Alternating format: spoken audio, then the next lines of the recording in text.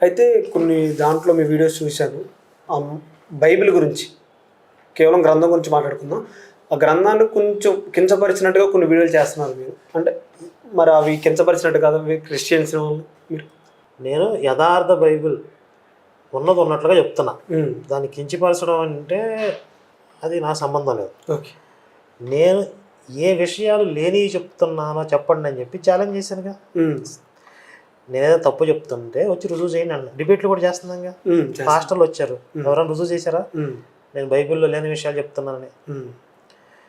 నా ప్రశ్న ఏంటంటే, బైబిల్ కేవలం క్రైస్తవులదా, ప్రపంచంలో అందరూ చదువుకోవచ్చు? కేవలం క్రైస్తవులదే అన్నప్పుడు మీరు హిందువుల దగ్గరికి ఎందుకు వస్తున్నారు? ఓకే. హిందువుల దగ్గరకు వచ్చి బైబిల్ చదవండి ఎందుకు చెప్తున్నారు? చదవండి అని చెప్తుంది మీరేగా, అందుకే చదువుతున్నాం. తప్పే ఉందని అడుగుతున్నారు వాళ్ళు. చదివితే మేము చెప్పటం వల్ల ఇప్పుడు బైబిల్ చదవండి క్రిస్టియన్స్లోకి రండి అంటే తప్పేముందని అడుగుతున్నారు. అవును, చదివి అందులో ఏముందో చెప్తున్నాను. ఓకే. ఇప్పుడు నాకు నచ్చాలి కదా అందులో రావాలంటే. ఏదో పుస్తకం తీసుకొచ్చి చదివి దీంట్లోకి వచ్చేయండి అట్లా నాకు నచ్చాలిగా. అసలు ఎందుకు రావాలి, ఒక రీజన్ ఉండాలిగా. అది చదివితే నాకు చండాలంగా కనపడుతుంది. అందులో రావాల్సిన అవసరం లేదు, దానికి దూరంగా ఉంటేనే మంచిది అనిపిస్తుంది.